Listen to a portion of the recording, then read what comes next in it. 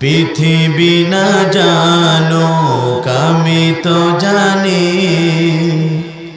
আমি কি পাপ করেছি হায়। পৃথিবী না জানুক আমি তো জানি, আমি কি পাপ করেছি হায়। আমার পাপের করলে বিচার, আমার পাপের করলে বিচার, বাঁচার আমার নাই উপায়। দয়াময় তুমি মাফ করো আমায়, মাফ করো আমায়। পৃথিবী না জানুক আমি তো জানি, আমি কি পাপ করেছি হায়। আমার পাপের করলে বিচার, আমার পাপের করলে বিচার, বাঁচার আমার নাই উপায়। দয়াময় তুমি মাফ করো আমায়, মাফ করো আমায়। জেনে না জেনে কত যে আমি করেছি পাপ, কতবারই যে করেছি তাওবা, কতবার অনুতাপ। জেনে না জেনে কত যে আমি করেছি পাপ, কতবারই যে করেছি তাওবা, কতবার অনুতাপ। দুদিনই আমার সব ভুলে গিয়ে দয়াময়,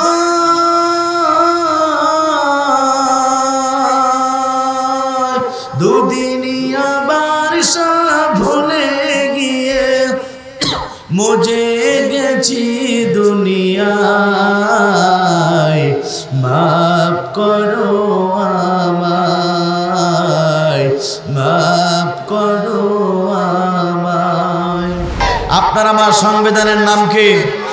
কারা কারা মুসলমান? দুহাত তুলে একটু আল্লাহকে দেখান। আমরা জাতিতে মুসলমান, আমাদের জীবন গ্রন্থ নামাজ আল্লাহর কোরআন, আমাদের অবস্থা আল্লাহ, আমাদের নেতা হচ্ছে জনাবে মুহাম্মদ রাসূলুল্লাহ সাল্লাল্লাহু আলাইহি সাল্লাম। কথা বলুন ঠিক না বেঠিক? আমাদের অবস্থা আল্লাহ, আমাদের নেতা হচ্ছে জনাবে মুহাম্মদ রাসূলুল্লাহ সাল্লাল্লাহু আলাইহি সাল্লাম। আর মুসলমানদের জীবন গ্রন্থ নামাজ আল্লাহর কোরআন। কথা বলুন ঠিক না বেঠিক? কিছুদিন আগে আমরা দেখতে পেরেছিলাম ফ্রান্সের সরকারের প্রধানমন্ত্রী ম্যাক্রন বিশ্বনবীকে নিয়ে কটূক্তি করেছিল। বাংলাদেশের তৌহিদি জনতারা টেকনাফ থেকে তেতুলিয়া, রূপসা থেকে পাথুরিয়া, সুন্দরবন থেকে বান্দরবন প্রত্যেকটা ইঞ্চির মুসলমানেরা মাথায় কাফনের কাপড় বেঁধে গোটা পৃথিবীতে বিশ্বনবীর পক্ষে স্লোগান দিয়েছিল, আমরা সেই নবীর উম্মত। কথা বলুন ঠিক না বেঠে? এখানে শেষ নয় প্রিয় বন্ধুরা, আপনারা মনে হয় বিশ্বনবী আখিরি জামানার নবী, যে নবীর চেহারা দেখলে পারে এতিম সন্তানগুলো পিতা হারানোর বেদনা ভরে যেত, যে নবীর চেহারা দেখলে পারে ক্ষুধার্ত সাহাবীগণ ক্ষুধা নিবারণ হয়ে যেত, যে নবীর চেহারা দেখলে পারে অর্থাৎ বিধবারা তাদের স্বামী হারানোর বেদনা ভরে যেত, যে নবীর হাতের ইশারায় চন্দ্রগুলো দ্বিখণ্ডিত হয়ে গিয়েছিল।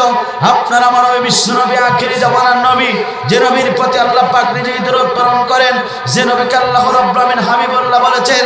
সেই নবী যখন এই জমিনে কালেমার দাওয়াত দিয়েছিল, ইসলামের দাওয়াত দিয়েছিল, জাতির লোকদেরকে জাহান্নাম থেকে বাঁচিয়ে আল্লাহর জান্নাতের পথের ঠিকানা ব্যবস্থা গ্রহণ করেছিল। আবু জেহেল সরকার মিথ্যা মামলাকে দীর্ঘ 29টি মাস কারাবরণ করেছিল। কারারুদ্ধ অবস্থায় গাছের লতা পাতা পর্যন্ত চিবিয়ে চিবিয়ে খেয়েছে, বাথরুমগুলো ছাগলের নদীর মতো হয়েছে। তারপরও আপনারা নবী বিশ্বনবী আখিরি জামানার নবী আল্লাহর জমিন থেকে কালেমার দাওয়াত থেকে 1 ইঞ্চি সরে দাঁড়ায় নাই। আমরা সেই নবীর উম্মত। কথা বলুন ঠিক না বেঠে? এখানে শেষ নয় প্রিয় বন্ধুরা, আপনারা মানবী অর্থাৎ এই জমিনে কালেমার দাওয়াত দেওয়ার কারণে তাইফের ময়দানে 3টি বারের জন্য বেহুশ হয়ে গিয়েছিল। আপনারা মানবীর সমস্ত শরীর থেকে রক্ত প্রবাহিত হয়েছিল।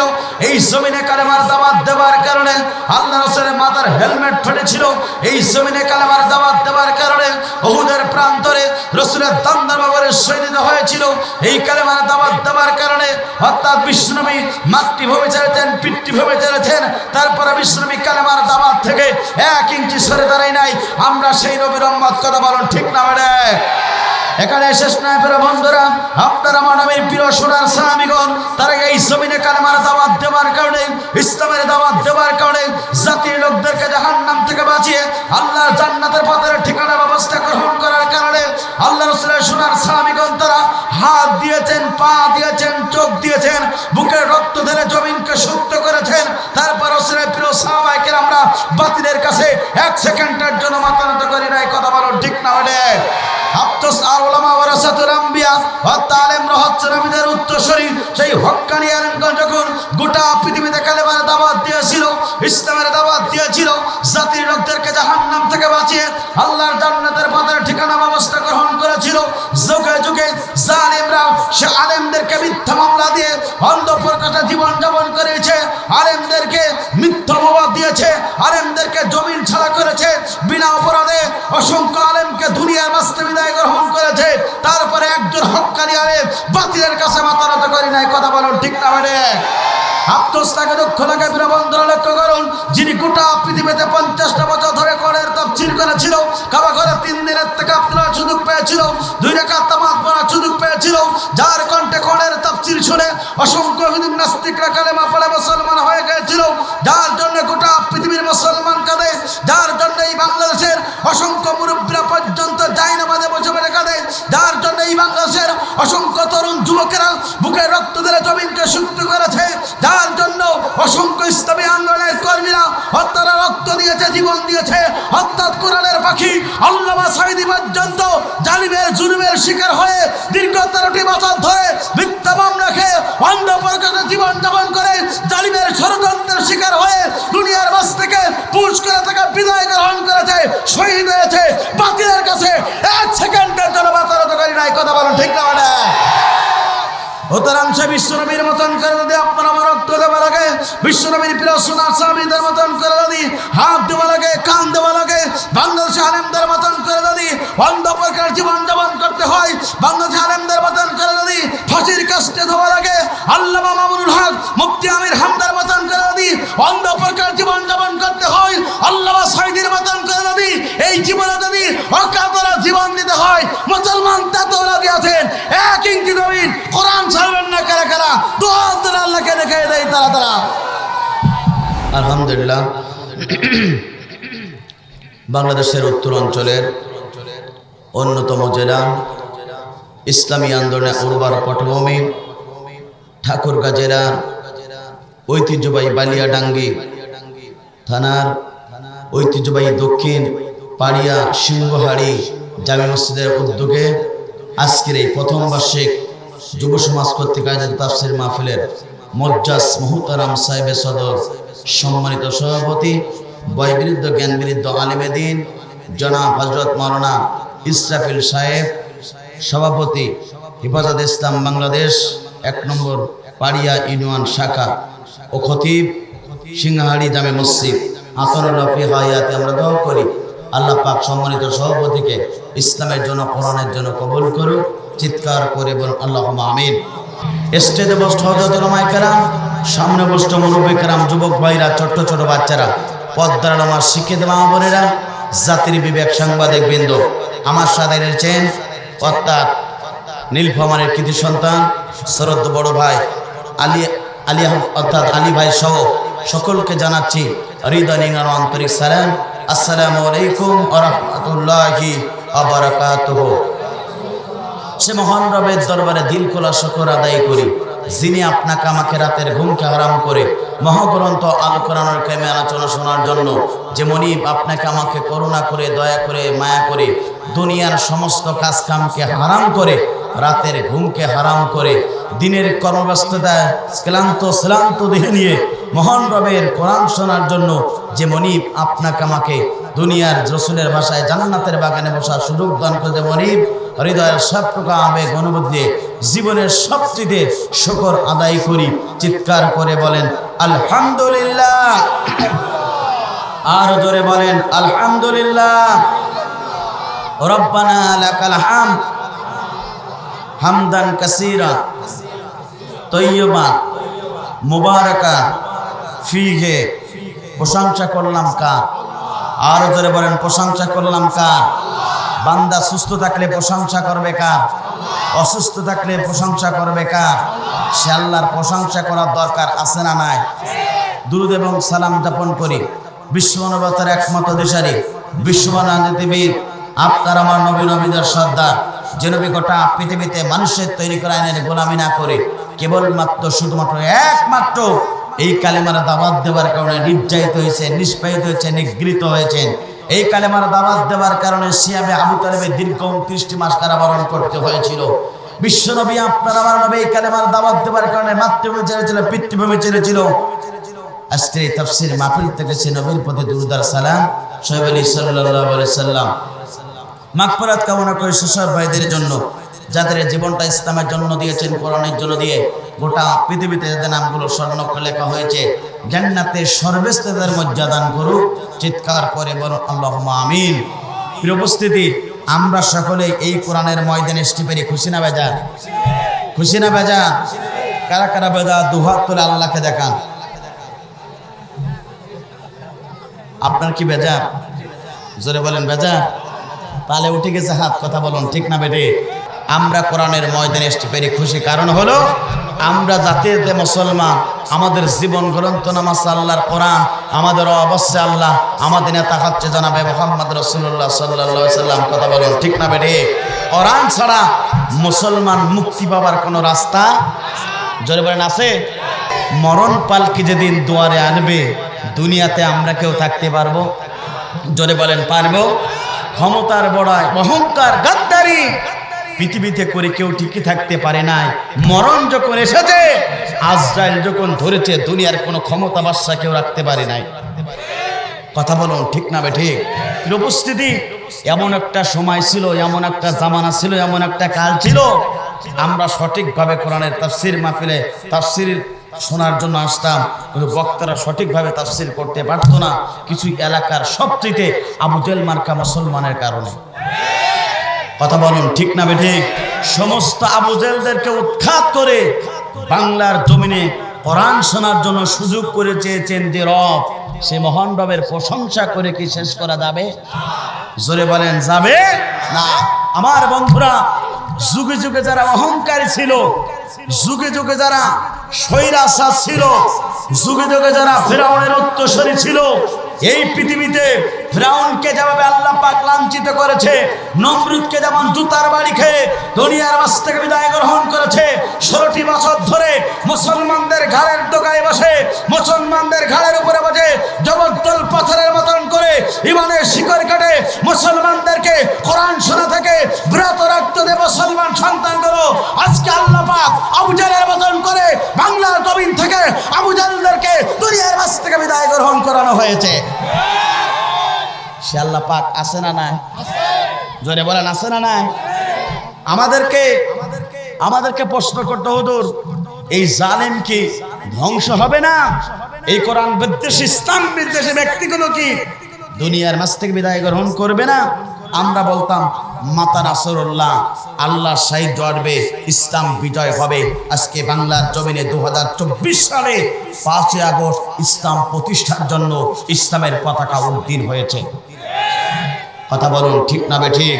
আমার বন্ধুরা, আমাদেরকে প্রশ্ন করতো এই জালিম কখন ধ্বংস হবে, কিন্তু 1400 বছর আগে এই জালিম যে ধ্বংস হবে তার কথা আল্লাহ পাক কোরআনুল কারীমের ভিতরে ঘোষণা করে দিয়েছেন। চিৎকার করে বলেন আল্লাহু আকবার। এই কথা কার? আর জোরে বলেন কার? আল্লাহ পাক সূরা সিজদা 22 নম্বর আয়াতে আল্লাহ পাক জানিয়ে দিচ্ছেন, যারা এই দুনিয়াতে স্বৈরাচার হবে, যারা এই দুনিয়াতে ইসলাম বিরোধী হবে, যারা এই দুনিয়াতে সবচেয়ে কোরআন বিরোধী হবে, যারা এই দুনিয়াতে আলেম বিরোধী হবে, যারা এই দুনিয়াতে নায়েবে রাসূলের বিরোধিতা হবে, যারা এই জমিনে ইসলাম চাইবে না, কোরআন চাইবে না, বরঞ্চ মানুষের তৈরি করা মানব রচিত আইনকে সমাজে বাস্তবায়নের জন্য চেষ্টা করবে, আর আল্লাহর আইনকে সমাজ থেকে উৎখাত করার জন্য যখন চেষ্টা করবে, অর্থাৎ তারা দুনিয়াতে সমস্ত পাপাকাজ লিপ্ত হয়ে যখন দুনিয়ার সমস্ত পাপটা শেষ করবে, আল্লাহ পাক ওই জাতির জালেমকে দুনিয়ার কাছ থেকে বিদায় গ্রহণ করাবে।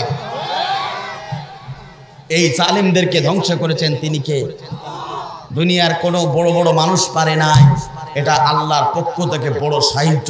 আমার বন্ধুরা, এই জন্য দুনিয়া থেকে অহংকারী হওয়া যাবে? জোরে বলেন, হওয়া যাবে? আমাদেরকে বলতো 2041 সাল পর্যন্ত আমরা বাঁচবো, কিন্তু 2024 সালে বল আউট। কথা বলুন, ঠিক না বেডে?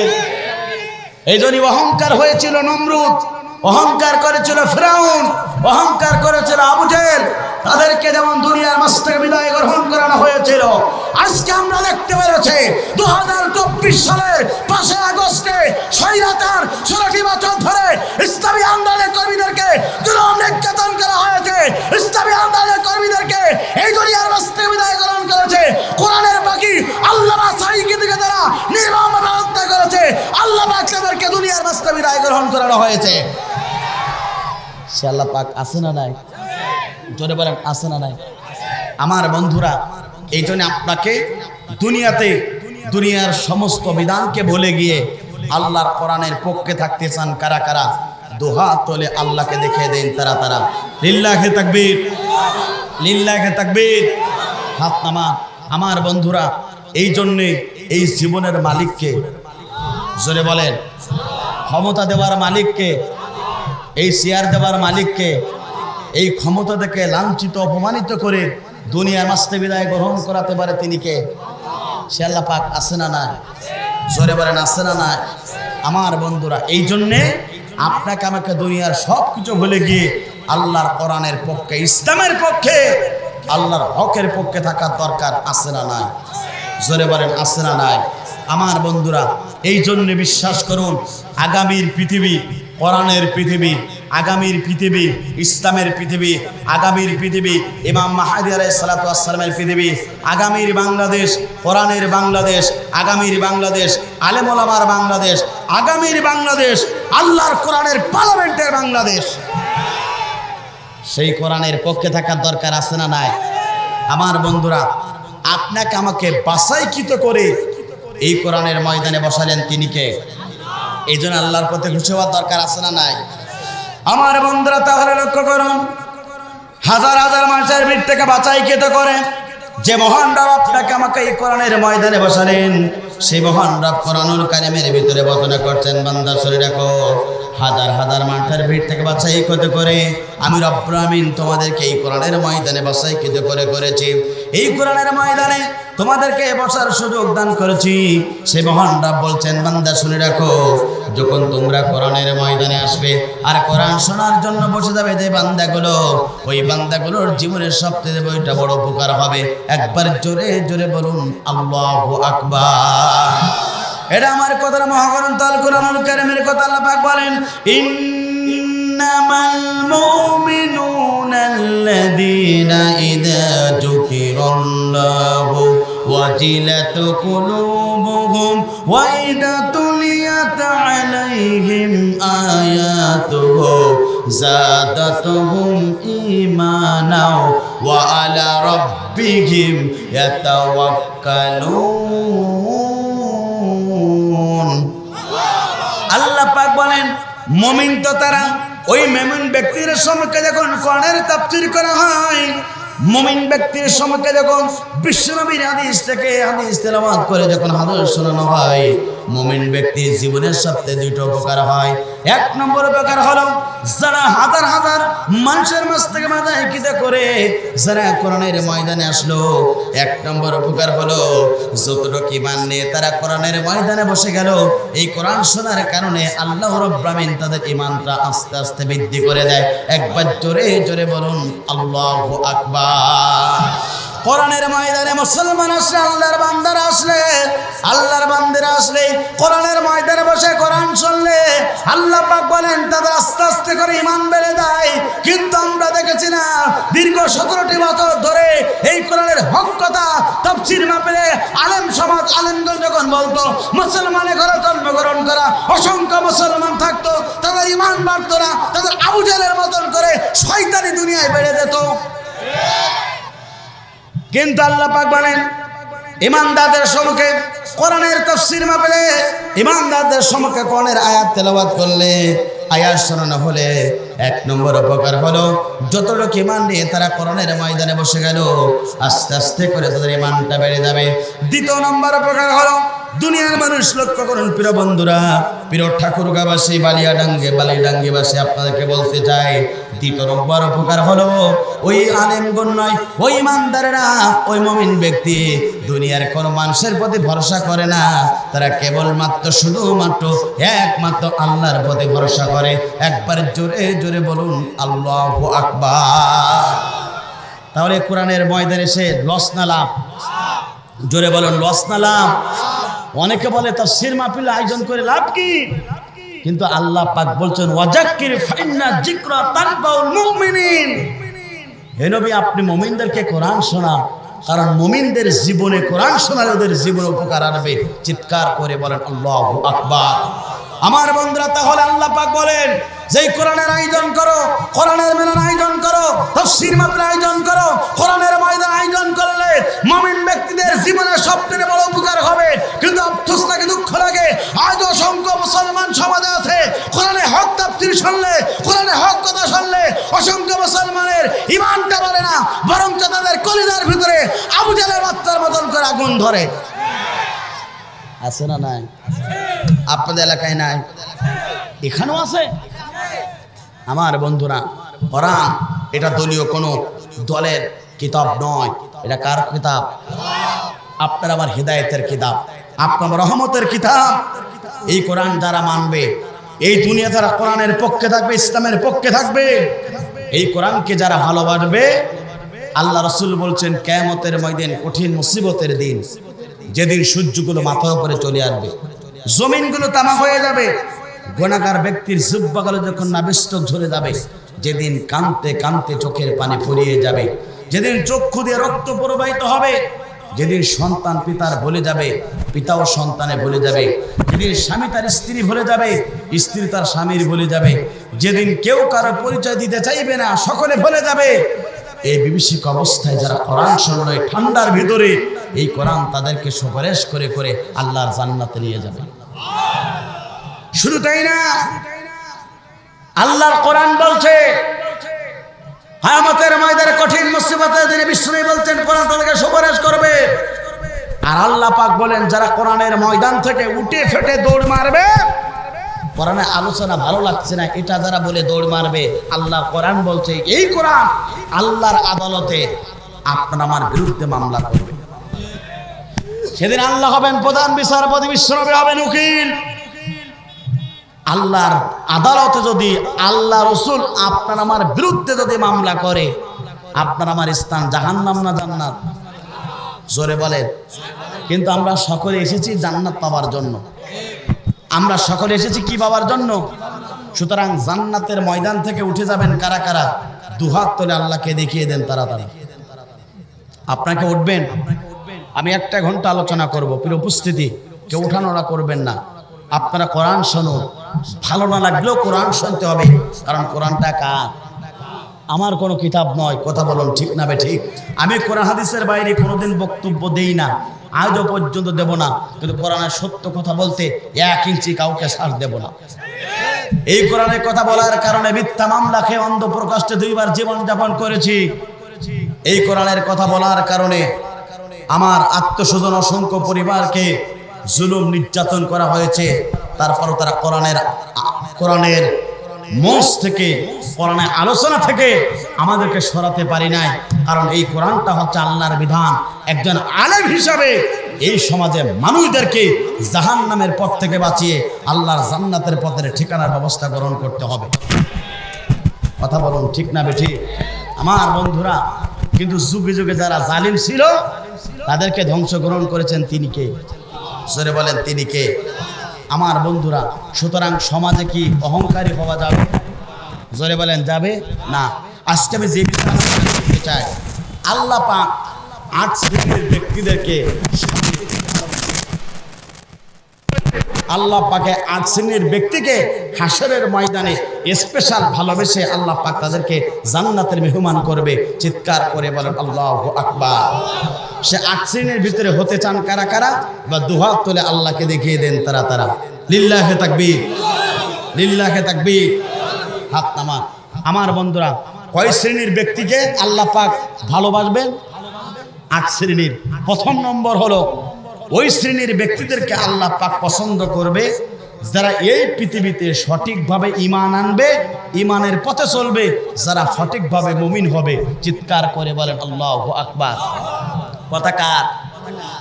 আমার বন্ধুরা, আল্লাহ পাক 8 শ্রেণীর ব্যক্তিদেরকে কিয়ামতের ময়দানে সবচেয়ে বেশি ভালোবাসবেন।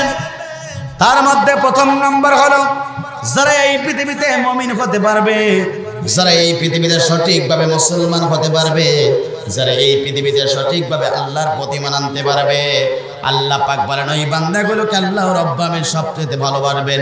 একবার জোরে জোরে বলুন আল্লাহু আকবার। এটা আমার কথা। আল্লাহ পাক বলেন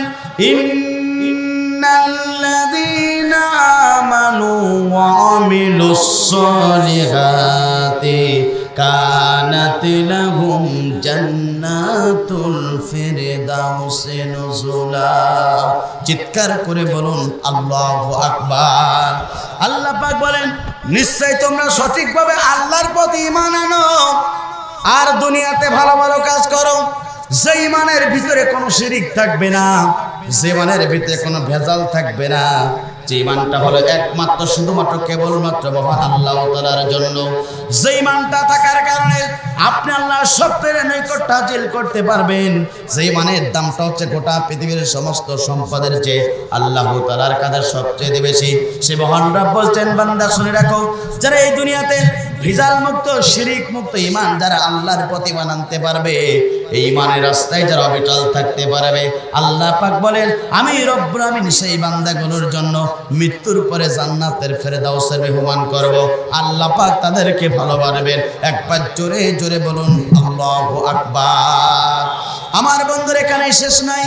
এরপর আল্লাহ পাক বলেন যারা এই দুনিয়াতে সঠিকভাবে আল্লাহর প্রতি মানতে পারবে আর দুনিয়াতে ভালো ভালো কাজ যারা করতে পারবে, আমার বন্ধুরা আল্লাহ রাব্বুল আমিন তাদেরকে ভালোবাসবেন।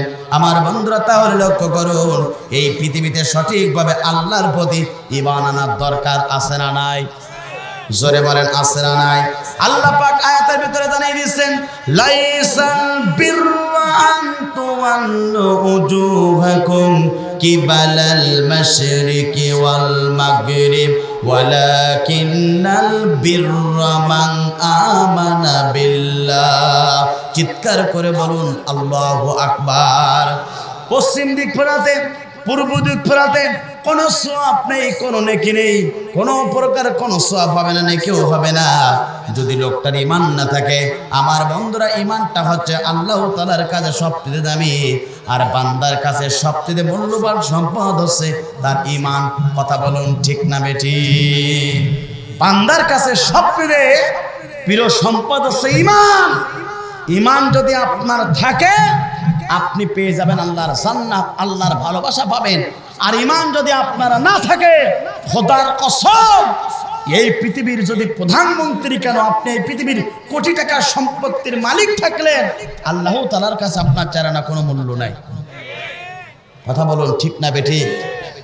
দেহের ভিতরে হৃৎপিণ্ড না থাকলে যেমন দেহের কোনো মূল্য থাকে না, একজন ব্যক্তির ঈমান না থাকলে আল্লাহ তাআলার কাছে তার কোনো মূল্য থাকে না।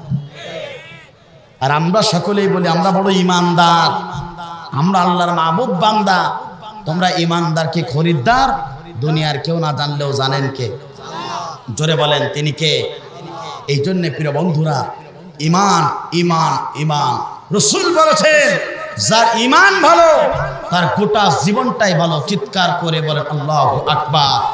আবার এই ঈমানের পথে চলতে গেলে যুগে যুগে যারা ঈমানের পথে ছিল যুগে যুগে যারা হকের পথে ছিল, যুগে যুগে যারা আল্লাহর জমিনে আল্লাহর ইমানের সঠিক রাস্তায় ছিল, ওই সঠিক ইমানদারদেরকে এই পৃথিবীতে আল্লাহ রাব্বুল আলামিন পরীক্ষা নিয়েছেন।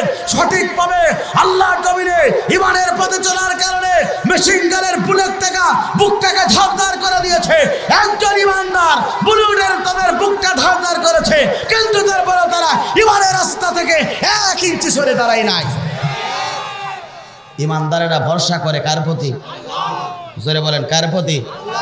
আমার বন্ধুরা, তাহলে লক্ষ্য করুন, ইমান যদি সঠিকভাবে আপনি নিয়ে আসেন, আল্লাহ পাক আপনাকে পরীক্ষা নেবেন।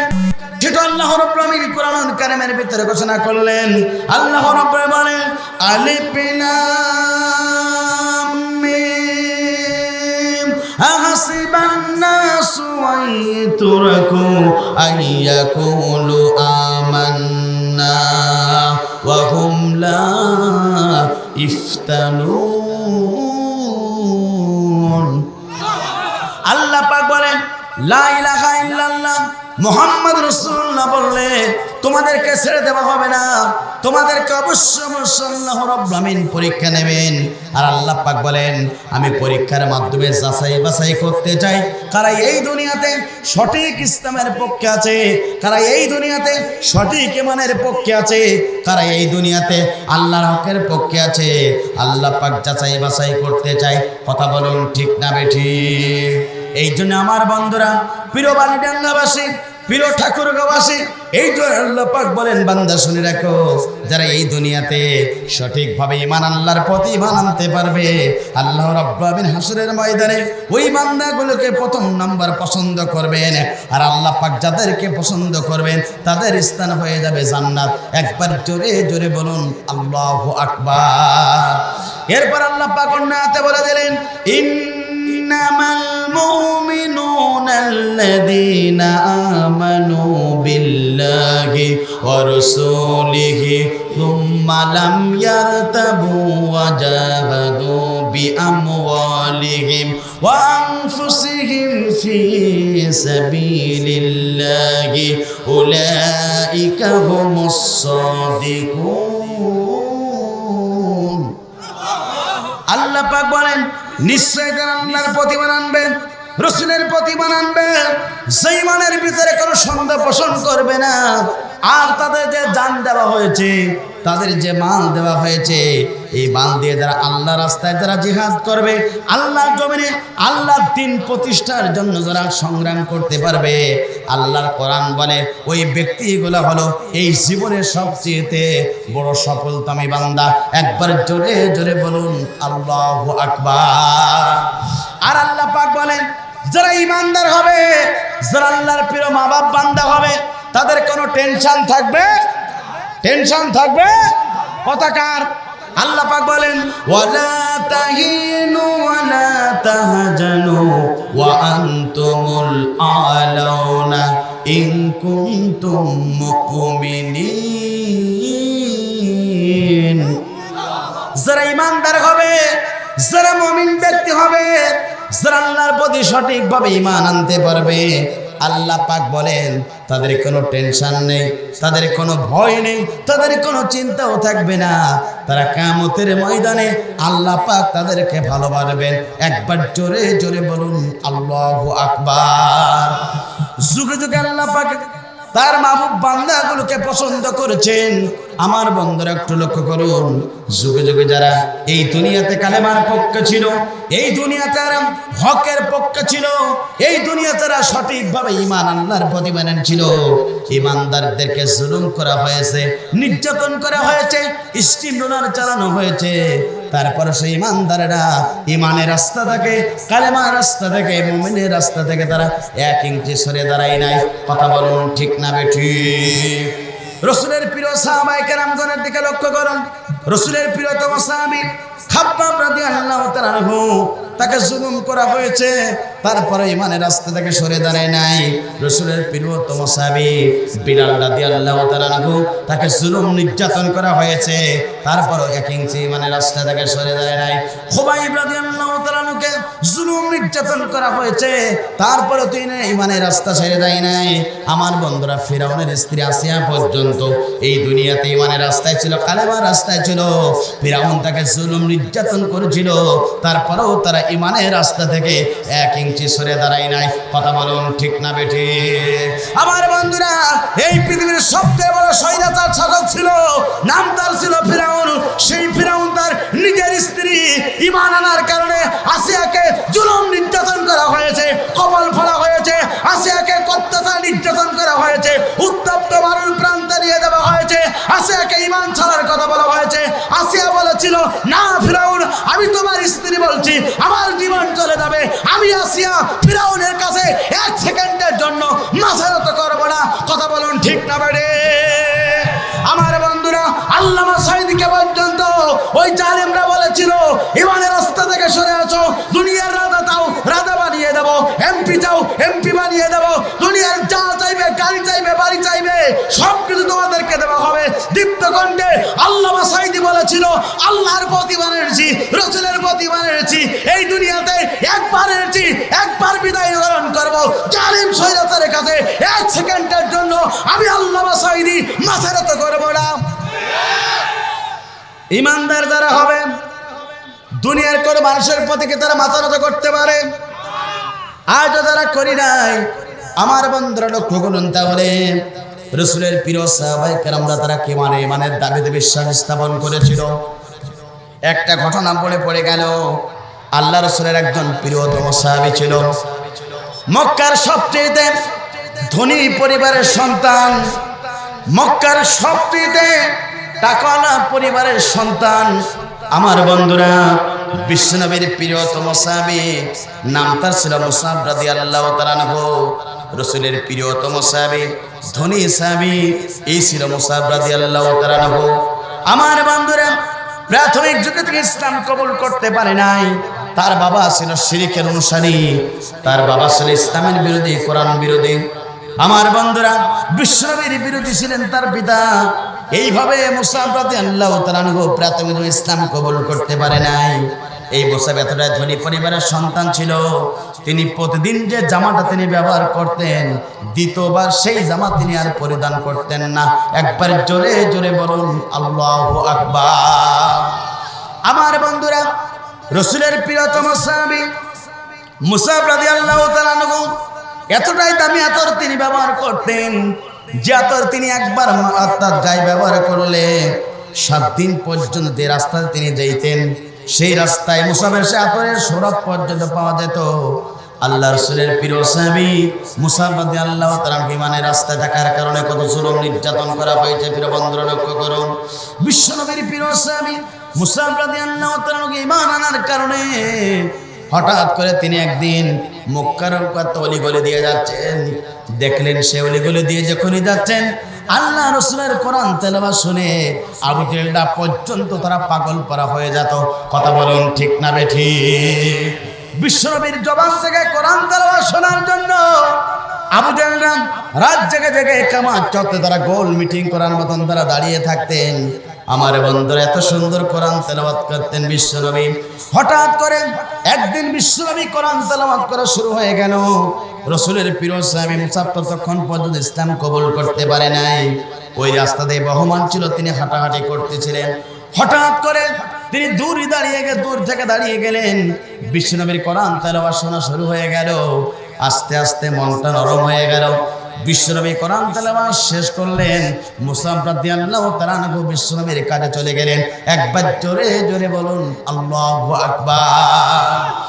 বিশ্বনবীর প্রিয় সাহাবী মুসাব রাদিয়াল্লাহু তাআলা আনহু বিশ্বনবীর কাছে চলে গেলেন। গিয়ে বললেন, ইয়া রাসূলুল্লাহ, হাবিবাল্লাহ, আমার বাবা হচ্ছে মুশরিকদের অনুসারী, আমার বাবা হচ্ছে এখনো পর্যন্ত ঈমান গ্রহণ করতে পারে নাই। ইয়া রাসূলুল্লাহ, হাবিবাল্লাহ, আমি আপনার কথা অসংখ্য মানুষের কাছে শুনেছি। ইয়া রাসূলুল্লাহ, হাবিবাল্লাহ, আপনি দুনিয়াতে মানুষদেরকে জাহান্নাম থেকে বাঁচানোর জন্য চেষ্টা করেন, দুনিয়াতে আল্লাহর মাহবুব বান্দা হওয়ার জন্য আপনি পরিশ্রম দেন। ইয়া রাসূলুল্লাহ, হাবিবাল্লাহ, এই মক্কার সবচেয়ে ধনী পরিবারের সন্তান আমি মুসাব, আমি নিশ্চিত দেখতে পাচ্ছি এই অবস্থায় যদি আমার মৃত্যু হয়ে যায়, মৃত্যুর পর আমি মুসাব জাহান্নাম ছাড়া জান্নাত পাবো না। ইয়া রাসূলুল্লাহ হাবিবাল্লাহ, আমি আপনার কাছে কালেমা পড়ে মুসলমান হতে চাই। একবার জোরে জোরে বলুন আল্লাহু আকবার। বিশ্বনবীর প্রিয় সাহাবী মুসাব ততক্ষণ পর্যন্ত ঈমান গ্রহণ করতে পারে নাই, যখন এই কথা বিশ্বনবীকে জানালেন, বিশ্বনবী সঙ্গে সঙ্গে বললেন, ও মুসাব, তুমি শুনে রাখো, তুমি যদি ইসলাম কবুল করো, তুমি যদি কালেমা গ্রহণ করে মুসলমান হয়ে যাও, ও মুসাব, তোমার উপরে জুলুম নির্যাতন চলে আসবে, তোমার উপরে কষ্ট, তোমার উপরে সব কিছু বিতাড়িত করতে পারে, তোমাকে দুনিয়ার মাঝে জীবনটা তোমার প্রেরণাশঙ্কর অবস্থা হতে পারে। আল্লাহ রাসূলের প্রিয় সাহেব মুসাব বললেন, ইয়া রাসূলুল্লাহ হাবিবাল্লাহ, আপনি জেনে শুনে থাকুন, মুসাব ঈমান কবুল করার পর যদি মুসাবের জীবনটা যদি চলে যায় যাক, তারপর আমি ঈমানের রাস্তায় চলবো। একবার জোরে জোরে বলুন আল্লাহু আকবার। বিশ্বনবীর প্রিয় সাহাবী মুসাব যখন এই কথা বললেন, বিশ্বনবী খুশি হয়ে গেলেন। সঙ্গে সঙ্গে বিশ্বনবী মুসাবকে বললেন, মুসাব, আজকে তোমাকে ইসলাম কবুল করাবো না, তুমি আগামীকাল আমার দরবার আবার চলে আসবে। আমার বন্ধুরা, বিশ্বনবীর প্রিয় সাহাবী মুসাব রাদিয়াল্লাহু তাআলা আনহু বিশ্বনবীর কাছ থেকে বিদায় নিয়ে বাড়ির দিকে রওনা দিলেন। রাতে আর ঘুম আসে না, রাত্রে আর ঘুম আসে না, টেনশনে মাথায় কাজ করে না, কখন ইসলাম কবুল করব, কখন ইসলাম কবুল করব। সকাল হয়ে গেল, বিশ্বনবীর দরবারে পরের দিন বিশ্বনবীর প্রিয় সাহাবী মুসাব চলে গেলেন। বিশ্বনবীকে বললেন, ইয়া রাসূলুল্লাহ হাবিবাল্লাহ, ঘরের ভিতর আমার কোনো ঘুম আসে না, আপনি আর দেরি করাবেন না, আপনি আমাকে ইসলাম কবুল করান, আপনি আমাকে মুসলমান বানান, তাহলে আমি আল্লাহর নৈকট্য হাসিল করতে পারবো। বিশ্বনবী সঙ্গে সঙ্গে মুসাবকে বললেন, মুসাব, তুমি শুনে রাখো, তুমি যদি ইসলাম কবুল করো, কালেমা গ্রহণ করো, জুলুম নির্যাতন তোমার উপরে চলে আসবে। ও মুসাব, তুমি শুনে রাখো, এই জুলুম নির্যাতনের কারণে তোমার জীবনটা পর্যন্ত হতে পারে, তুমি দিতে পারবা কিনা বলে দাও। আল্লাহ রাসূলের প্রিয় সাহাবী মুসাব বললেন, ইয়া রাসূলুল্লাহ হাবিবাল্লাহ, আপনি জেনে থাকুন, আপনি শুনে থাকুন, ইসলাম কবুল করার অপরাধে যদি আমার জীবনটা চলে যায় যা, আমি ইসলাম থেকে, কালেমা থেকে 1 ইঞ্চি সরব না। একবার জোরে জোরে বলুন আল্লাহু আকবার। আল্লাহ রাসূলের প্রিয় সাহাবায়ে কেরামরা দুনিয়াতে সম্পদ চাই নাই, দুনিয়াতে গাড়ি চাই নাই, দুনিয়াতে বাড়ি চাই নাই, দুনিয়াতে চেয়ার চাই নাই, দুনিয়াতে ক্ষমতা চাই নাই, তারা চেয়েছিল ঈমান নিয়ে আল্লাহর দরবারে মাহবুব বান্দা হওয়ার জন্য। কথা বলুন ঠিক না বেঠিক? আমার বন্ধুরা, বিশ্বনবীর প্রিয় সাহাবী মুসাব রাদিয়াল্লাহু তাআলা আনহুকে দ্বিতীয়বার বিশ্বনবী ফিরিয়ে দিলেন। বললেন, মুসাব, তুমি আগামীকাল আমার দরবারে আসবে। বিশ্বনবীর প্রিয় সাহাবী বিশ্বনবীর কাছ থেকে দোয়া নিয়ে সালাম দিয়ে বাড়ির দিকে চলে গেলেন। বাড়ির দিকে ঘুমাতে না, তৃতীয় দিন বিশ্বনবীর দরবারে মুসাব চলে আসলেন। আল্লাহ রাসূলকে বলেন, ইয়া রাসূলুল্লাহ হাবিবাল্লাহ, আমি যদি এই অবস্থা মৃত্যুবরণ করি, নিশ্চিত আমি জাহান্নামের পথে এখনো পর্যন্ত আছি, আমি যদি এখন মৃত্যুবরণ করি তাহলে জাহান্নামে যেতে হবে। ইয়া রাসূলুল্লাহ হাবিবাল্লাহ, আপনি আমাকে আর ফিরিয়ে দিবেন না, আপনি আমাকে আর বাড়িতে ফেরত পাঠাবেন না, যতক্ষণ না পর্যন্ত মুসাব ইসলাম কবুল না করবে, ততক্ষণ পর্যন্ত রাসূলের প্রিয় সাহাবী মুসাব বাড়িতে আর ফিরে যাবে না। একবার জোরে জোরে বলুন আল্লাহু আকবার। আল্লাহ রাসূলের প্রিয় সাহাবী মুসাব রাদিয়াল্লাহু তাআলা আনহু বিশ্বনবী হাতটা ধরলেন, মুসাবের কালেমা পড়লেন, মুসলমান বানালেন। বিশ্বনবী মুসাবের হাত, মাথার উপর হাতটা উঠিয়ে দিলেন, বললেন, মুসাব, শুনে রাখো, এই কালেমা গ্রহণ করার অপরাধে তোমার পিতা মাতা জুলুম নির্যাতন স্টিম রোলার বাড়িয়ে দিতে পারে। ও মুসাব, তুমি শুনে রাখো, তুমি যদি ঈমান নিয়ে যদি মৃত্যুবরণ করে আল্লাহর প্রিয় মাহবুব বান্দা হতে পারো, হাসরের ময়দানে আল্লাহ পাক তোমাকে পছন্দ ব্যক্তিদের ভিতরে অন্তর্ভুক্ত করবে। একবার জোরে জোরে বলুন আল্লাহু আকবার।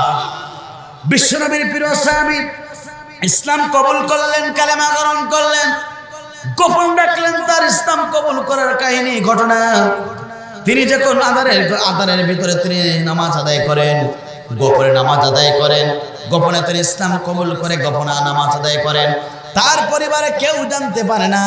হঠাৎ করে আল্লাহ রাসূলের প্রিয় সাহাবী মুসাব রাদিয়াল্লাহু তাআলা আনহুর ঈমান গ্রহণ করার সংবাদ তার বাবার কানে চলে গেল, মায়ের কানে চলে গেল, প্রকাশ্যে চলে গেল, সবাই জানতে পারলো মুসাব ইসলাম কবুল করেছে, মুহাম্মাদের দলে সাপোর্ট করেছে।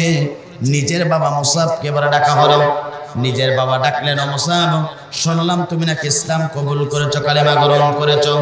সঙ্গে সঙ্গে আল্লাহ রাসূলের প্রিয়তম সাহাবী মুসাব বললেন, ও আমার বাবা জানজি, যে কথা শুনেছেন এটা সত্য। আমি জাহান্নামের পথ থেকে বেঁচে গেছি, আমি নিশ্চিত দেখতে পাচ্ছি আপনি আমার বাবা, আপনি আমার মা। যদি অবস্থা আপনার মৃত্যুবরণ হয়ে যায়, জাহান্নামের আছানা জান্নাতে যেতে পারবেন না। ও আমার বাবা, ও আমার মা, আপনারা দেরি করবেন না, কালেমা পড়ে মুসলমান হয়ে যান। সঙ্গে সঙ্গে মুসাব যখন এই কথা বললেন, নিজের বাবা নিজের মা ইসলাম কবুল করলো না, বরঞ্চ মুসাবকে বলেন, ও মুসাব, তুমি শুনে রাখো, আমার স্থাবর অস্থাবর যত সম্পত্তি আছে, সমস্ত সম্পত্তি থেকে তোমাকে বঞ্চিত করা হলো। একবার জোরে জোরে বলেন নাউজুবিল্লাহ। বিশ্বনবীর প্রিয় সাহাবী মুসাব বললেন, আব্বা জান, দুনিয়ার সম্পদ আমার দরকার নাই, দুনিয়ার কোনো কিছু আমার দরকার নাই, আমি ইমানের পথে ইসলামের পথে অবিচল থাকতে চাই। মুসাবের বাবা বললেন, ও আমার সন্তান মুসাব, শুনে রাখো, ইসলাম কবুল করার অপরাধে, ইসলাম গ্রহণ করার অপরাধে তোমার গায়ে যে জামাটা আছে, এটা আমার টাকার, তুমি জামাটা পর্যন্ত খুলে দাও। আল্লাহ রাসূলের প্রিয় সাহাবী মুসাব পর্যন্ত জামাটা খুলে দিলেন। জামাটা খুলে দিয়ে বাবার কাছ থেকে বিদায় নিয়ে, মার কাছ থেকে বিদায় নিয়ে বিশ্বনবীর কাছে চলে গেলেন। ফজরের এক মুহূর্তে বিশ্বনবীর কাছে মুসাব রাদিয়াল্লাহু তাআলা পৌঁছে গেলেন। বিশ্বনবী নামাজ শেষ করলেন। নামাজ শেষ করার পরে আমার বন্ধুরা, বিশ্বনবীর প্রিয় সাহাবী মুসাব রাদিয়াল্লাহু তাআলা মসজিদে নববীর সম্মুখে দাঁড়িয়ে থাকলেন। বিশ্বনবী নামাজ আদায় করে এরপর যখন তিনি ঘর থেকে বের হবেন, সঙ্গে সঙ্গে দেখলেন উস্কো খুস্কো চুল, গায়ে কোনো জামা নাই, একটা মাত্র কাপড় পরিধান করা আছে। রাসূলের প্রিয়তম সাহাবী মুসাব রাদিয়াল্লাহু তাআলা দাঁড়িয়ে আছেন। বিশ্বনবী বললেন, ও মুসাব, তোমার অবস্থা কেন? মুসাব বললেন, ইয়া রাসূলুল্লাহ, হাবিবাল্লাহ, ঈমান গ্রহণ করার কারণে, ইসলাম কবুল করার কারণে নিজের বাবা আমাকে বাড়ি থেকে বের করে দিয়েছে, নিজের মা আমাকে সমস্ত স্তবর সম্পত্তি থেকে ছিনিয়ে নিয়ে আমাকে বাড়ি থেকে বের করে দিয়েছে। ইয়া রাসূলুল্লাহ, হাবিবাল্লাহ, আমি মুসাব ইসলাম কবুল করে কালেমা গ্রহণ করে মুসলমানের কাছে আছি। ইয়া রাসূলুল্লাহ, শুনে রাখুন, আমি আহলে সুফফাদের ভিতরে থাকতে চাই, যতদিন বাঁচব বিশ্ব নবীর পক্ষে আমি মুসাব থাকতে চাই। একবার জোরে জোরে বলুন আল্লাহু আকবার। বিশ্ব নবীর প্রিয় সাহাবায়ে কেরামরা, তারা এই দুনিয়াতে আল্লাহর মাহবুব বান্দা হতে চেয়েছিলেন, দুনিয়ার অট্টালিকা গাড়ি বাড়ি কোনো কিছুই চাই নাই। কথা বলুন ঠিক না বেঠি? আমার বন্ধুরা, বিশ্বনবীর প্রিয় সাহাবী মুসাব রাদিয়াল্লাহু তাআলা আনহু বিশ্বনবী আহলে সুফফার সদস্যের ভিতরে ডাকলেন। কোরআন তেলাওয়াত করা শুরু হয়ে গেল। আমার বন্ধুরা, বদরের প্রান্তনায় উহুদের ময়দানে যুদ্ধের দামামা বেজে গেল। বিশ্বনবী সাহাবায়ে কেরামদেরকে বলল, ও আমার সাহাবায়ে কেরামরা, শুনে রাখো, তোমরা যদি আল্লাহর প্রিয় মাহবুব বান্দা হতে চাও, তাহলে এখনই তোমাদেরকে জিহাদের ময়দানে আল্লাহর দ্বীন প্রতিষ্ঠার জন্য নাম লেখাতে হবে। চিৎকার করে বলে আল্লাহু আকবার। বিশ্বনবীর প্রিয় সাহাবী মুসাব রাদিয়াল্লাহু তাআলা আনহু হাতটা উঁচু করে বললেন, ইয়া রাসূলুল্লাহ, হাবিবাল্লাহ, আপনি শুনে রাখুন, আপনি জেনে থাকবেন, আমি রাসূলের প্রিয় সাহাবী মুসাব রাদিয়াল্লাহু তাআলা আনহু ইসলামের জন্য, উহুদ ময়দানের জন্য আমার নামটা প্রথম নম্বরে লিখিয়ে দিন। চিৎকার করে বলেন আল্লাহু আকবার। বিশ্বনবীর প্রিয় সাহাবী মুসাব রাদিয়াল্লাহু তাআলা আনহু নামটা লেখালেন। বিশ্বনবী নিজে ইসলামের পতাকা নিলেন, মুসাবের ডান হাতে উঠিয়ে দিলেন। বিশ্বনবীর আঙ্গা তরবারি নিলেন, বিশ্বনবীর প্রিয় সাহাবী মুসাবের বাম হাতে উঠিয়ে দিলেন।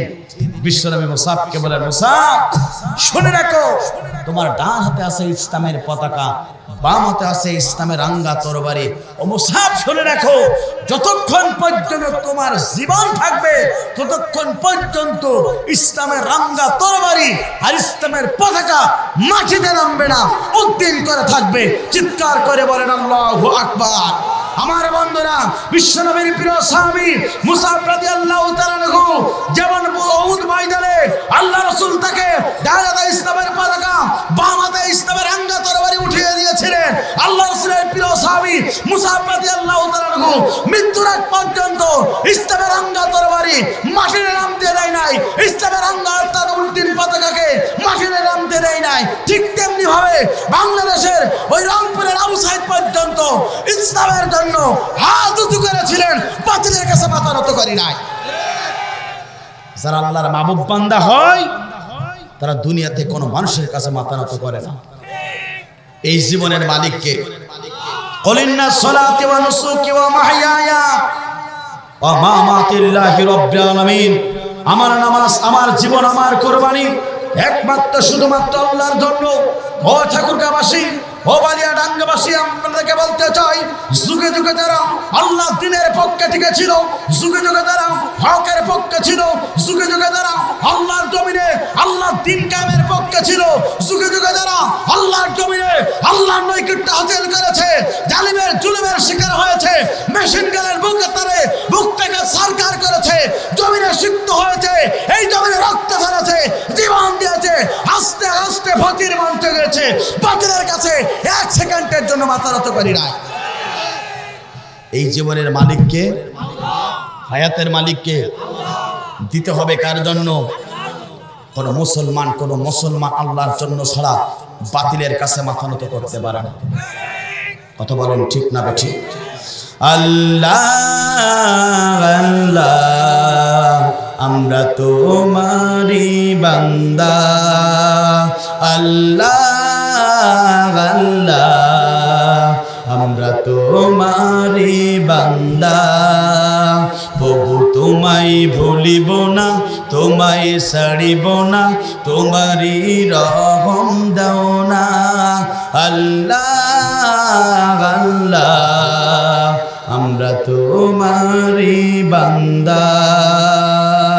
জীবন আমার তোমারি হাতে, মরণ আছে তোমার হাতে, জীবন আমার তোমারি হাতে, মরণ আছে তোমার হাতে, আমার তুমি ছাড়া নেই কেউ পৃথিবীতে, প্রভু তোমায় ভুলিব না, তোমায় ছাড়িব না, তোমারই রহম দাও না, আল্লাহ আল্লাহ আমরা তোমারই বান্দা। কথা বলুন ঠিক না ঠিক? বান্দা কার? জীবন দিতে হবে কার জন্য? আজকালকার মেয়েরা তো আজকে বন্ধু বান্ধবের জন্য জীবন দিতে সব শেষ, আল্লাহর জন্য জীবন দিতে চায় না। জীবনের মালিক কে? জোরে বলেন কে? আমার বন্ধুরা, এই জন্যে এই সমাজে জীবন দিতে হবে আল্লাহ তাআলার জন্য। কথা বলুন ঠিক না ঠিক? যারা এই দুনিয়াতে আল্লাহর জন্য জীবন দেবে তাদেরকে তিনি ভালোবাসবেন। তিনি কে? জোরে বলেন কে?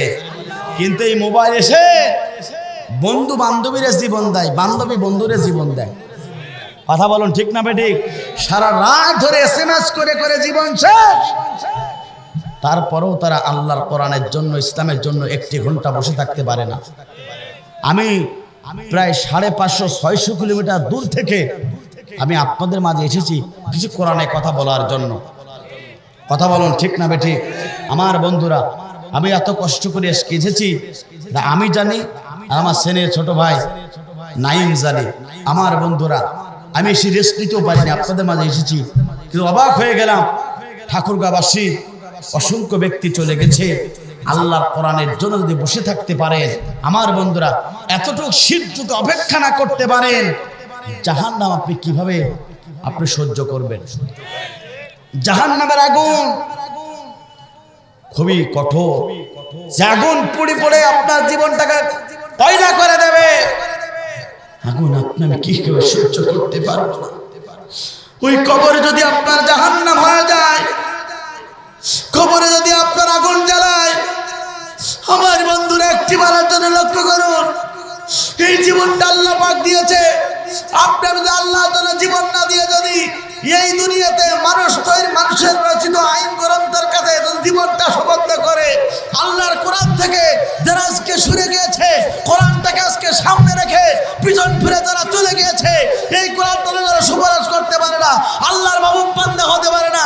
কিয়ামতের ময়দানে আল্লাহর নেককার বান্দাদের ভিতরে, আল্লাহর পছন্দের বান্দার ভিতরে তারা হতে পারে না। কথা বলুন ঠিক না বেঠিক? খাঁটি সোনা খাঁটি ধান শেষ পর্যন্ত বসে থাকে। কথা বলো ঠিক না বেঠিক? আমার বন্ধুরা, তাদারুসুল ইলমি সাআতি মিনাল লাইলি, রাসূল বলেছেন যারা 1 ঘন্টা কোরআনের জন্য, কোরআনুল কারীম শোনার জন্য যারা বসে যাবে, 60 বছর নফল ইবাদত করলে যে পরিমাণ সওয়াব হবে, সেই পরিমাণ সওয়াব আপনার আমলনামায় লেখা হবে। এখানে শেষ নাই প্রিয় বন্ধুরা, যতটুক সময় আপনি এখানে আমি বসে আছি, এতটুক সময়ের হিসাব আল্লাহ তাআলা আপনার আমার কাছ থেকে নেবেন। আপনি আমি এখন গোনার ভিতরে নই, এখন আপনি আমি আছি আল্লাহর শক্তিতে প্রিয় বান্দাদের ভিতরে। আপনি আমি আছি এখন আল্লাহর শক্তিতে আহালের ভিতরে। আপনি আমি আছি এখন আল্লাহর শক্তিতে মাহবুব বান্দার কাতারের ভিতরে। কথা বলুন ঠিক না বেঠিক? আমার বন্ধুরা, জীবনের শেষ মাহফিল হতে পারে, জীবনের শেষ তাফসীর হতে পারে। আপনি আমি বিদায় দিয়ে চলে যাব। আজরাইল যখন আসবে, দুনিয়াতে আপনি আমি কেউ টিকে থাকতে পারবো না। আজরাইল যখন ধরবে, জীবনটা যখন নিয়ে চলে যাবে, জানটা, দুনিয়াতে কেউ আমরা কি থাকতে পারবো? আজকে মরলে কালকে 2 দিন, পরের দিন কেউ চিনবে না। যাদের জন্য করলা কামাই, মরলে তারা চিনবে না। আজকে মরলে কালকে 2 দিন, পরের দিন কেউ চিনবে না। যাদের জন্য করলা কামাই, মরলে তারা চিনবে না। থাকতে সময় আমল করো, ঈমান করো খাঁটি, শেষ ঠিকানা তোমার আমার 3.5 হাত মাটি। আজকে মরলে কালকে 2 দিন, পরের দিন কেউ চিনবে না। যাদের জন্য করলা কামাই, মরলে তারা চিনবে না। কত কষ্ট করে তুমি করলা সাদের বাড়ি, সেই বাড়িতে ঠাই হবে না, ছাড়তে হবে পাড়ি। কথা বলুন ঠিক না মেরে? কত কষ্ট করে তুমি করলা সাদের বাড়ি, সেই বাড়িতে ঠাই হবে না, ছাড়তে হবে বাড়ি। মোহ মায়ার টানে তুমি রবের বিধান ভুলো না। মোহ মায়ার টানে তুমি রবের বিধান ভুলো না। পাপ পুণ্যের হিসাব নেবে একদিন মালিক রব্বানা। আজকে মরলে কালকে 2 দিন, পরের দিন কেউ চিনবে না। যাদের জন্য করলা কামাই, মরলে তারা চিনবে না। আধার ঘরে থাকবে পড়ে, সাইরা তুমি সব, কেউ রবে না সঙ্গে তোমার, রবেন থাকবেন সেদিন রব। আধার ঘরে থাকবে পড়ে, সাইরা তুমি সব, কেউ রবে না সঙ্গে তোমার, থাকবেন সেদিন রব। মিশে মায়ার এই দুনিয়ার ক্ষণিকের ঠিকানা, মিশে মায়ার এই দুনিয়ার ক্ষণিকের ঠিকানা। ধনী গরিব নেই ভিদাবে, মাটি হলো বিছানা। আজকে মরলে কালকে 2 দিন, পরের দিন কেউ চিনবে না।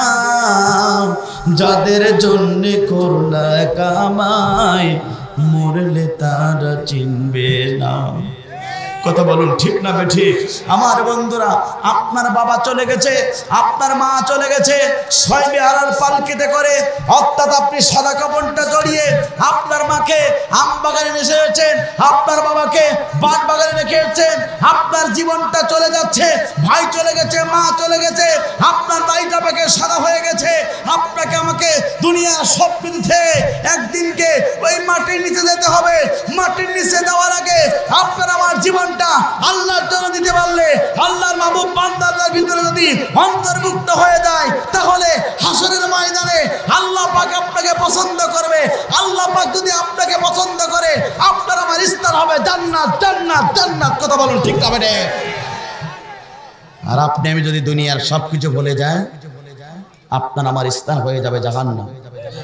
আমার বন্ধুরা, এত কষ্ট করে কোরআনের আয়োজন করেছেন, এত কষ্ট করে আপনি আয়োজন করেছেন, আর আপনি আমি যদি কোরআন থেকে বিমুখ হয়ে যাই, কোরআন বলছে হাসরের ময়দানে ওই ব্যক্তিদেরকে আল্লাহ পাক বন্ধ করে ওঠানো হবে যারা এই দুনিয়া থেকে কোরআন থেকে বিমুখ হয়ে গেছে, কোরআন থেকে যারা মুখ ফিরিয়ে নিয়েছে। কথা বলুন ঠিক না বেঠি? কপালে সবার জান্নাত জুটবে না। কারণ হলো আল্লাহ পাক যাদেরকে কবুল করবে তারাই এই ময়দানে আল্লাহর মাহবুব বান্দা হতে পারবে। কথা বলুন ঠিক না বেঠি? আমার বন্ধুরা লক্ষ্য করুন, তাহলে আল্লাহ রাসূলের প্রিয় সাহাবী মুসাব রাদিয়াল্লাহু তাআলা আনহু জিহাদের ময়দানে কাফেরদের বিরুদ্ধে লড়াইয়ের ময়দানে চলে গেলেন। বিশ্বনবীর প্রিয় সাহাবী মুসাব রাদিয়াল্লাহু তাআলা আনহু এবার কাফেরদের বিরুদ্ধে যুদ্ধের ময়দানে নিজের অঙ্গতারে বাড়া দিয়ে অসংখ্য কাফেরকে দুনিয়ার মাঝ থেকে বিদায় গ্রহণ করাতে করাতে হঠাৎ করে একজন কাফের রাঙ্গা তরবারির আঘাতে বিশ্বনবীর প্রিয় সাহাবী মুসাবের ডানার বরাবর একটা কোপ লেগে গেল, হাতটা জমিনে ছিটকে পড়ে গেল। বিশ্বনবীর প্রিয় সাহাবী মুসাব ইসলামের পতাকা বাম হাত দিয়ে উদ্দিন করে রাখলেন। একবার জোরে জোরে বলুন আল্লাহু আকবার। আমার বন্ধুরা, বিশ্বনবীর প্রিয় সাহাবী ততক্ষণ পর্যন্ত জিহাদের ময়দান থেকে তিনি বিরত হয় নাই। এবার বাম হাতে ইসলামের পতাকা, বাম হাতে ইসলামের রাঙ্গা তরবারি, আবারও কাফেরদের বিরুদ্ধে তিনি ঝাঁপিয়ে পড়লেন। কাফেরদের বিরুদ্ধে লড়াই করতে করতে কয়েকজন কাফেরের রাঙ্গা তরবারির আঘাতে আল্লাহ রাসূলের প্রিয় সাহাবী মুসাব রাদিয়াল্লাহু তাআলা বাম হাত বরাবর একটা কোপ লেগে গেল, অর্থাৎ হাতটা জমিনে ছিটকে পড়ে গেল। আল্লাহ রাসূলের প্রিয় সাহাবী মুসাব রাদিয়াল্লাহু তাআলা ইসলামের পতাকা গালের ভিতরে দিয়ে তিনি উদ্দিন করে রাখলেন। একবার জোরে জোরে বলুন আল্লাহু আকবার। আল্লাহ রাসূলের প্রিয় সাহাবী কিভাবে তারা আল্লাহর মাহবুব বান্দা হয়েছিলেন, কিভাবে তারা দুনিয়াতে আল্লাহর জান্নাতে সার্টিফিকেট পেয়ে গিয়েছিলেন, বীর বন্ধুরা লক্ষ্য করুন। ও ঠাকুরগাঁবাসী, ও বালিয়াডাঙ্গাবাসী, আপনাদেরকে বলতে চাই, বিশ্বনবীর প্রিয় সাহাবী মুসাব ইসলামের পতাকা গালের ভিতরে কয়েকজন কাফের চলে আসলো। বিশ্বনবীর প্রিয় সাহাবী মুসাবকে বলা হলো, মুসাব ইসলাম ছেড়ে দাও, কালেমা ছেড়ে দাও, ইসলামের পতাকা থেকে তুমি সরে আসো। আল্লাহ রাসূলের প্রিয় সাহাবী বললেন, ও মুসাব শুনে রাখো। মুসাবকে যখন এই কথা বলা হলো, বিশ্বনবীর প্রিয় সাহাবী মুসাব বললেন, ও কাফের সম্প্রদায়, তোমরা শুনে রাখো, মুসাবের যে জীবনটা যদি উৎসর্গ করা লাগে তাও মুসাব করবে, তারপরও ইসলামের পতাকা মাটিতে নামাতে দেবে না। একবার জোরে জোরে বলুন আল্লাহু আকবার। বিশ্বনবীর প্রিয় সাহাবী মুসাবের ডান বরাবর একটা কোপ দিয়ে গেল। বিশ্বনবীর প্রিয় সাহাবী মুসাবের ডান হাতটা বিচ্ছিন্ন, ডান পাড়া বিচ্ছিন্ন হয়ে গেল। বাম পাটা কোপ দেওয়া হলো, মুসাবের বাম পাড়া পর্যন্ত বিচ্ছিন্ন হয়ে গেল। চারটা অঙ্গ পতঙ্গ স্ট্রাকচার বডিটা থেকে সরিয়ে ফেলানো হলো। আল্লাহ রাসূলের প্রিয় সাহাবীর শরীর থেকে রক্ত টপ টপ করে জমিনে পড়ে। বিশ্বনবীর প্রিয় সাহাবী মুসাব বলে, আল্লাহ, যে নবী আমার কাছে ইসলামের পতাকা রাঙ্গা তরবারি উঠিয়ে দিয়েছিল, জীবনে বছরদিন বেঁচেছিলাম, আল্লাহ ইসলামের পতাকা মর্দিন করে রেখেছিলাম। কাফেররা বিশ্বনবীর প্রিয় সাহাবী মুসাবের চতুর্ধার দিয়ে তারা দাঁড়িয়ে থাকলো। মুসাবকে অফার দেওয়া হলো, মুসাব ইসলাম ছেড়ে দাও, কালেমা ছেড়ে দাও, বিনিময়ে তোমাকে বাঁচিয়ে দেওয়া হবে। আল্লাহ রাসূলের প্রিয় সাহাবী মুসাব বললেন, ও কাফের মুশরিক সম্প্রদায়, তোমরা শুনে রাখো, তোমরা যদি মুসাবের জীবনটা যদি দুনিয়ার মাঝ থেকে আলাদা করে দাও, মুসাব ততক্ষণ পর্যন্ত ঈমান ছাড়বে না, ইসলাম ছাড়বে না। একবার জোরে জোরে বলুন আল্লাহু আকবার। বাংলাদেশের কোরআনে পাকে আল্লামা সাঈদীকে একই কথা বলা হয়েছিল। আল্লামা সাঈদীকে বলা হয়েছিল, বাংলাদেশে যদি বড় চেয়ারটা আপনি চান, বিনিময়ে আপনাকে চেয়ার দেওয়া হবে। বাংলাদেশে যদি কোনো মন্ত্রণালয় দায়িত্ব চান, বিনিময়ে একটা মন্ত্রণা পর্যন্ত দায়িত্ব দেওয়া হবে। বাংলাদেশে বড় গাড়িটা যদি চান তাও আপনাকে দেওয়া হবে। বিনিময়ে শুধু বাইরে গিয়ে আমাদের পক্ষে কথা বলবেন। আল্লামা সাঈদী বলেছিল, না না না, আমাকে যদি এর ভিতরে যদি তোমরা পরিকল্পিতভাবে যদি তোমরা হত্যা করো, আমি আল্লামা সাঈদী আল্লাহর জন্য জীবন দিয়ে দেব, তারপরেও তোমাদের কাছে এক সেকেন্ডের জন্য মাথা নত করব না। একবার জোরে জোরে বলুন আল্লাহু আকবার। আমার বন্ধুরা, শুধু এখানেই শেষ নয়, আল্লামা সাঈদীকে পর্যন্ত তারা জুলুম করেছে, নির্যাতন করেছে। পাশের রাষ্ট্রকে তারা খুশি করার জন্য তারা এত কষ্ট দিয়েছে। আল্লামা সাঈদীকে পানি পর্যন্ত পান করতে দেই নাই। শেষ পর্যন্ত একটু পানি চেয়েছিলেন, তা পর্যন্ত দিতে দেই নাই। আল্লামা সাঈদী আল্লাহর কোরআনের জন্য জীবন দিয়েছে। গোটা পৃথিবীতে আল্লাহ পাক সাঈদীর জানাজা বেশি হয়েছে, আল্লাহর দরবারে কবুল হয়েছে। শহীদ হিসাবে তিনি আল্লাহর দরবারে চলে গেছে। আল্লামা সাঈদী বলেছিল, তোমরা যদি পরিকল্পিতভাবে তোমরা যদি আমাকে হত্যা করবে যেদিন, 1 বছরের ভিতরে জমিন থেকে মাজলুম নাই, জমিন থেকে তোমরা লাঞ্ছিত হয়ে ধ্বংস হবে সেই দিন। কথা বলুন ঠিক না বেটি?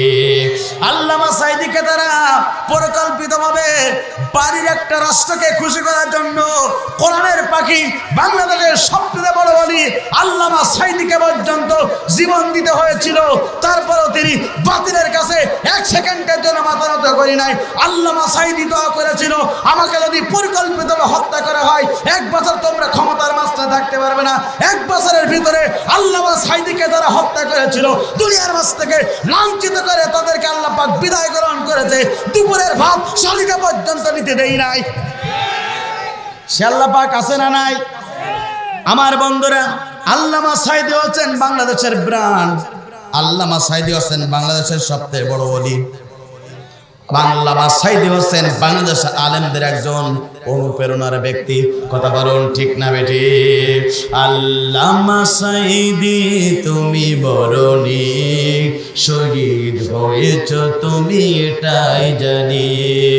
আল্লামা সাঈদী তুমি বরণি শহীদ হয়েছ তুমি এটাই জানি। শহীদ হয়েছ তুমি এটাই জানি। কারাগারে কাটালে 13টি বছর, বাতিল কেঁপেছে তোমায় দেখে থর থর। কারাগারে কাটালে 13টি বছর, বাতিল কেঁপেছে তোমায় দেখে থর থর। তুমি যে ছিলে মোদের নয়ন মনি, তুমি যে ছিলে মোদের নয়ন মনি। শহীদ হয়েছ তুমি এটাই জানি। আল্লামা সাঈদী তুমি মরণি শহীদ হয়েছ তুমি এটাই জানি। দেহ মাঝে যতদিন ছিল তব প্রাণ, বলেছিলে তুমি সেই প্রভুর কালাম। দেহ মাঝে যতদিন ছিল তব প্রাণ, বলেছিলে তুমি সেই প্রভুর কালাম। তাই তো তোমায় ভাবি প্রতিদিনই, তাই তো তোমায় ভাবি প্রতিদিনই। শহীদ হয়েছ তুমি এটাই জানি। আল্লামা সাঈদী তুমি মরণি শহীদ হয়েছ তুমি এটাই জানি। দেখা তো হবে না আর এই জীবনে, দেখা হবে জান্নাতের ফুল বাগানে।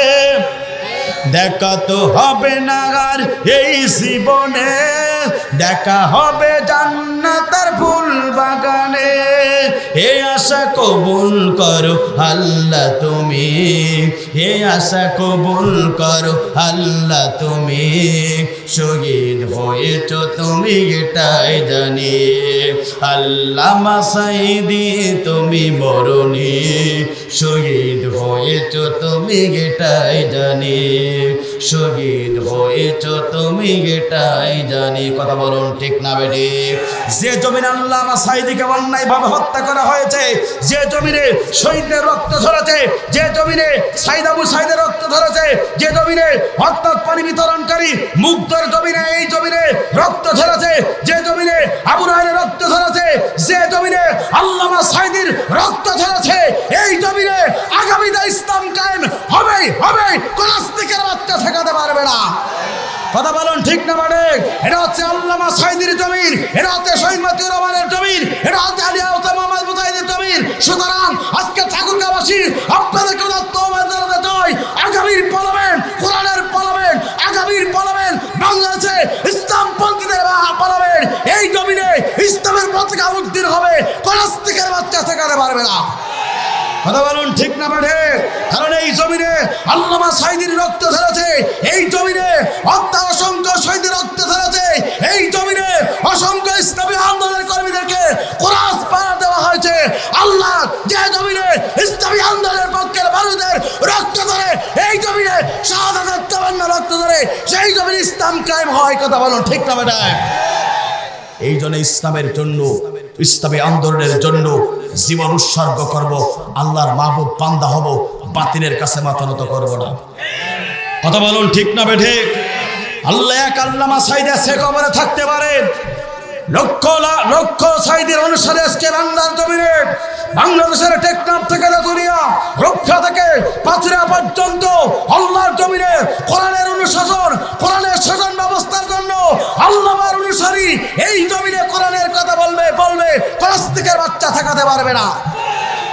কথা বলুন ঠিক না বেঠি? আমার বন্ধুরা 16টি বছর ধরে জুলুম নির্যাতন করেছে, 16টি বছর ধরে ইসলামী আন্দোলনের কর্মীদেরকে ঘর ছাড়া করেছে, 16টি বছর ধরে ইসলামী আন্দোলনের কর্মীদেরকে ঘর ছাড়া, বাড়ি ছাড়া, এলাকা ছাড়া করেছে। আর জালেমরা 1 ঘন্টার জন্য মাঠে ময়দানে টেকতে পারি নাই। এ শাস্তি কার পক্ষ থেকে? কার পক্ষ থেকে? আমার বুবু খাইছে ধরা। কথা বলেন ঠিক না বেড়ে? আমার বুবু খাইছে ধরা, এবার তো আর রক্ষা নাই, হাসিনা নাই দেশে নাই, পালাই গেছে ইন্ডিয়ায়। কথা বলুন ঠিক না বেড়ে? আমার বুবু খাইছে ধরা, আমার বুবু খাইছে ধরা, এবার তো আর রক্ষা নাই, হাসিনা নাই দেশে নাই, পালাই গেছে ইন্ডিয়ায়, হাসিনা নাই দেশে নাই, পালাই গেছে ইন্ডিয়ায়। কথা বলুন ঠিক না বেটি? আমার বুবু খাইছে ধরা, আমার বুবু খাইছে ধরা, এবার তো আর রক্ষা নাই, হাসিনা নাই দেশে নাই, পালাই গেছে ইন্ডিয়ায়। ওরে দিল্লি বুবুর মামা বাড়ি, সেটাই বুবু দিছে পাড়ি। কথা বলুন ঠিক না বাড়ি? দিল্লি বুবু মামা বাড়ি, সেটাই বুবু দেশে পাড়ি। বীর জনতা চাচ্ছে এবার, বীর জনতা চাচ্ছে এবার, বীর জনতা চাচ্ছে এবার, বুবু তোমার ফাঁসি চাই, হাসিনা নাই দেশে নাই, পালাই গেছে ইন্ডিয়ায়, হাসিনা নাই দেশে নাই, পালাই গেছে ইন্ডিয়ায়। কথা বলুন ঠিক না বেটি? বুবু এ দেশে তোমার ঠিকানা, এ জন্মে আর হবে না। বুবু এ দেশে তোমার ঠিকানা, এ জন্মে আর হবে না।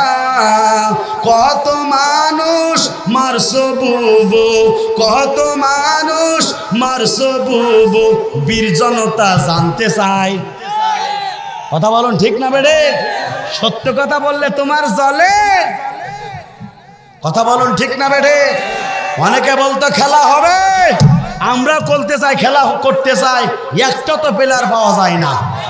আল্লামা সাঈদী বলেছিল এমন একদিন আনবে 12 কোটি মুসলমান একটা নালা দেবে, মামুর বাড়ি দিল লেগে পড়বা।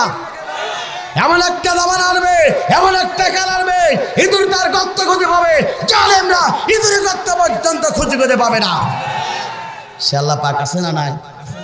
ইন্না বাদশা রাব্বিকা লাশাদীদ। আল্লাহ পাক যেদিন ধরবে দুনিয়ার সে কিন্তু রাখতে পারবে না। কথা বলুন ঠিক না বেটি?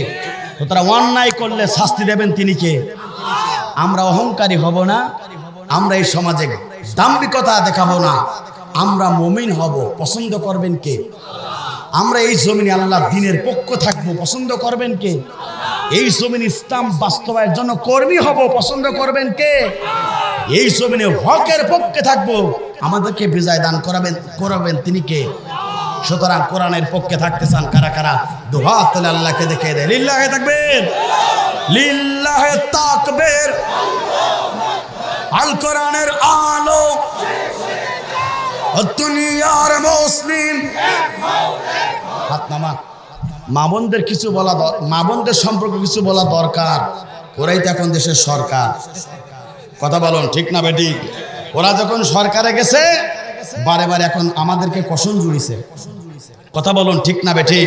আমার বন্ধুরা, তবে আজকে আর বলতে পারবো না আমার বন্ধুরা, কারণ একটু আগে উঠালে আমার একটু ভালো হতো। কারণ আগামীকাল আমার মাদ্রাসা খোলা, যার কারণে আমাকে ফিরে যেতে হবে। আমার বন্ধুরা, আরো আপনাদের মাঝে আসবো, আপনাদের কাছে দোয়া চাই। তবে সিদ্ধান্ত একটাই, বাঁচবো যতদিন আল্লাহর প্রিয় মা বাপ বান্দা হওয়ার জন্য কোরআনের পক্ষে থাকবো ততদিন। কথা কথা ঠিক না বেঠিক? আগামী যদি কোরআনের বিপ্লবের জন্য কোরআনের পক্ষে সাপোর্ট দিতে হয়, আপনার কি প্রস্তুত আছেন? জোরে বলেন আছেন? ইনশাল্লাহ এদেশে বিপ্লব ইসলামের ঘটবেই। ইনশাল্লাহ নাস্তিকের বাচ্চারা পালাতে বাধ্য, কারণ ইসলাম তাদেরকে এই দুনিয়ার ভিতরে ইসলাম বিজয় হয়। কথা বলুন ঠিক না বেঠিক? আমার বন্ধুরা, বিশ্বনবীর প্রিয় সাহাবী মুসাবের কলিজা বরাবর একটা রাঙ্গা তরবারি মেরে দিল। বিশ্বনবীর প্রিয় সাহাবী মুসা দুনিয়ার মাস্তে শহীদ তামান্না নিয়ে আল্লাহর দরবারে চলে গেলেন। রসুল বললেন, মুসা হচ্ছে আল্লাহ জান্নাতের মেহমান। চিৎকার করে বলেন আল্লাহু আকবার। সুতরাং যারা আল্লাহর মেহমান হয় তা আল্লাহর মাহবুব বান্দাই হয়। কথা বলুন ঠিক না বেঠিক? আর আজকে আমার বিষয় ছিল 8 শ্রেণীর ব্যক্তিদেরকে পছন্দ করবেন তিনি কে? 1 নম্বর যারা মুমিন হবে। 2 নম্বর হলো যারা এই দুনিয়াতে হকের পক্ষে থাকবে। কিসের পক্ষে? কুনতুম খায়রা উম্মাতিন উখরিজাত লিন-নাস তা'মুরুনা বিল মারুফ ওয়া তানহাউনা আনিল মুনকার। তোমাদেরকে এই পৃথিবী, তোমরা শ্রেষ্ঠ জাতি, তোমাদেরকে প্রেরণ করা হয়েছে সৎ কাজের আদেশ, অসৎ কাজের নিষেধ করার জন্য। কথা বলুন ঠিক না বেঠিক? সমাজে সৎ কাজ করার দরকার আছে না নাই? আছে না নাই? এই ব্যক্তিদেরকে পছন্দ করবেন তিনি কে? 3 নম্বর হচ্ছে ওই ব্যক্তিগুলোকে আল্লাহ পাক পছন্দ করবেন যারা এই দুনিয়াতে ইন্না দীনা ইনদাল্লাহিল ইসলাম, ইসলামের কমপ্লিট কোড অফ লাইফ, তাদের জীবনটাকে পূর্ণাঙ্গ ইসলাম দিয়ে যারা কামনা বাসনা করাবে, আল্লাহ পাক মৃত্যুর পরে ওই ব্যক্তিগুলোকে পছন্দ করবে। চিৎকার করে বলেন আল্লাহু আকবার। বাকি থাকলো কয়টা? 5টা। কথা বলুন ঠিক